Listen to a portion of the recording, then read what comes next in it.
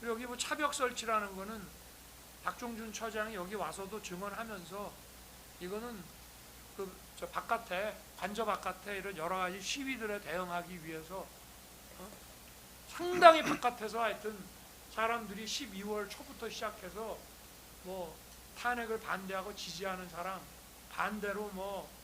이런 사람들이 뭐 어마어마하게 몰려와갖고 뭐 트랙터 끌고 막 지방에서 올라온 사람들, 굉장히 위협적인 상황들이 많이 벌어졌기 때문에 이런 거는 뭐가 저 영장 집행을 막기 위한 건지, 뭐가 이런 시위에 따른 어떤 위험을 막기 위한 건지 분간이 안 가는 경우도 많고요. 그리고 스크럼 짜는 거는 저는 알지도 못했고, 위력 경호라는 게 존재한다는 거는 압니다. 그런데 그 뭐 점심시간에 11일 날인가 점심시간에 그 얘기했다는 것이 대통령의 위력 경호 지시라고 그 뭐 해석을 하시면 그건 할 수 없는데, 위력 경호라는 거는 늘 있는 것이고요. 대통령 경호라고 하는 것은 어떻게 보면 아무리 지나쳐도 과하지 않다라고 볼 수 있는 것이고, 어디까지가 의무 없는 일이라 직권남용이고 어디까지는 해도 되는 건지, 그런 것을 사법적으로 과연 재단할 수 있는 건지, 그냥 경호원들이 이제 대통령 쫓겨났고 상황이 바뀌어서 가서 조사받으면서 그거는 뭐 우리가 사실 불만이 많았습니다, 뭐 이런 얘기하면 그게 직권남용이 될 만한 의무 없는 그런 경호 과정인 건지, 그런 거에 대해서는 뭐 앞으로의 우리나라 대통령 제도가 존속하는 한 이런 식의 판단이 상당히 대통령의 안전을 위태롭게 할 수 있다라는 그 말씀을 드리고 싶고요. 그리고 이 원래 공무원이 아닌 자, 그 신분이 아닌 자의 그 직권남용이라고 하는 거는 뭐 공범으로 인정되는 경우들이 더러 있기는 합니다만은, 그거는 상당히 적극적으로 이렇게 요청하고 막 이런 경우에 그런 공무원 아닌 비신분자들이 인정되는 경우들을 가끔 봤습니다만은, 그런 부분에 대해서도 저는 이게 굉장히 무리한, 이게 저는 시작 자체가 이 내란 피고 사건에 대해서 구속이 취소돼서 제가 자유의 몸이 되니 저의 신병을 확보하기 위해서 참 무리를 좀 많이 하지 않았나, 그런 이제 범죄 사실로 저는 보고 있습니다. 그래서 이런 부분들을 좀, 아까 변호인도 얘기를 했지만 저도 뭐 이런 점에 대해서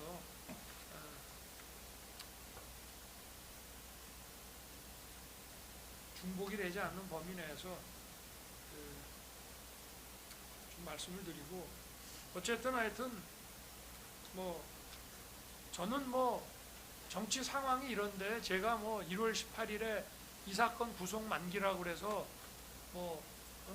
집으로 돌아가겠다는 생각 거의 안 하고 있습니다. 제 아내도 지금 구속이 돼 있고 제가 뭐 집에 가서 뭘 하겠습니까? 저는 뭐 다른 기소된 사건도 많기 때문에 얼마든지 다른 거로 영장을 발부해서 저의 신병을 확보해 주기를 바라는데, 이거를 이렇게 신병 확보 차원에서 이런 거를 좀 그런 만약에 고려가 혹시 있으시다면은, 저는 이게 처음부터 그 특검 측에서는 130명의 증인을 하겠다고 하고 굉장히 방대한 증거 자료를 제출했기 때문에 변호인 측에서도 그 많은 거를 다 복사를 해서 검토하고 그 인부를 하기 위해서 검토하는데 상당한 시간이 걸렸기 때문에 벌써 그걸로 2달이 지나갔지, 뭐 변호인이 지체한 건 아닙니다. 증거를 워낙 많이 냈기 때문이고, 그리고 특검 측에서 시간의 대부분을 다 썼고요. 그렇지만 초기부터 이거를 6개월 안에 판결까지 선고한다는 그런 거는 없었기 때문에 이제 특검 측에 이게 끝났으면, 저도 아까 그 유정아 변호사가 그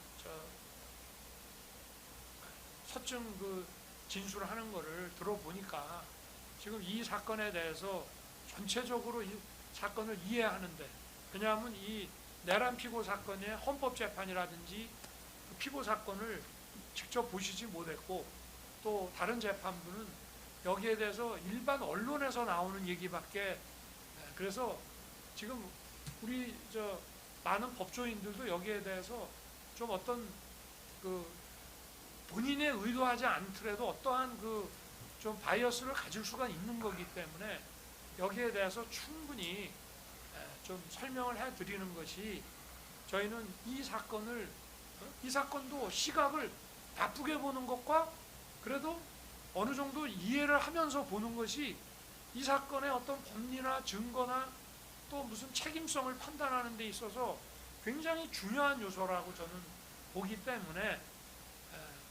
이 부분에 대해서 저희가 어쨌든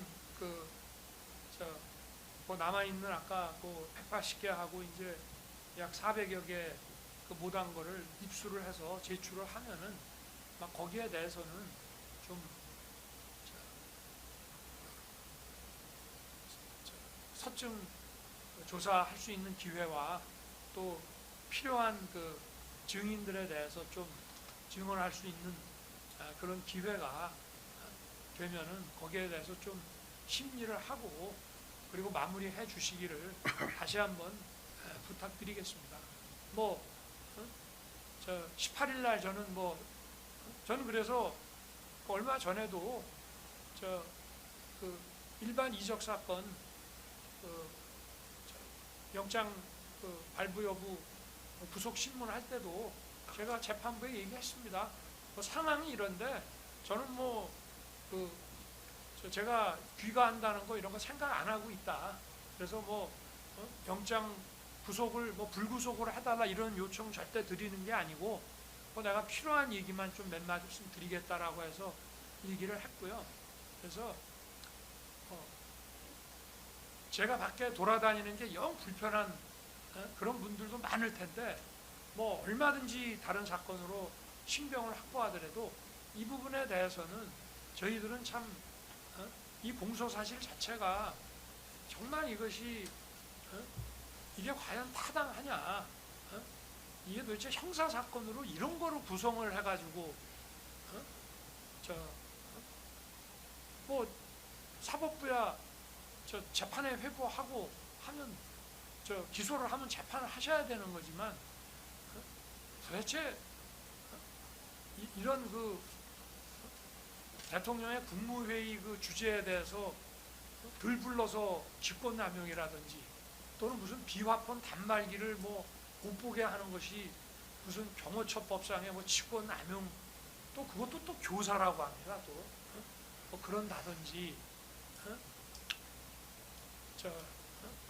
그리고 명백히 위법한 수색에 대해서 도대체 이거를 공무집행 방해라고 우긴다든지 이런 피지 이런 걸 가지고 직권남용으로 지금 의유를 한다든지, 도대체 대통령 부속실이라는 거는 어떤 공문서도 작성할 권한이 없어요. 유일하게 있다 그러면 아마 대통령 기록관에다가 선물 들어온 것들을 일단 대통령 청사에 창고에 보관을 하다가 그거를 기록관에 보낼 때 아마 공문을 작성할 겁니다. 그거 말고는 대통령 부속실장이 도대체 무슨 공문서를 작성할 수 있다는 것인지, 이게 어떻게 뭐가 허위라는 건지, 또 이 공문서의 그 내용과 취지가 뭐라는 것인지, 정말 이런 거를 가지고 제가 아무리 파면됐지만 전직 대통령을 이걸로 범죄 구성을 어떻게 보면 엮어서 이렇게 재판에 회부한다는 것이, 저희는 여기에 대해서 더 하고 싶은 얘기와 기다렸습니다. 특검 측에서 제출한 거에 대해서는 저희가 반대 신문도 하고 했지만 저희도 여기에 대해서 재판부에 더 많은 이 사건에 대한 전반적인 설득과 설명과 또 저희가 특검이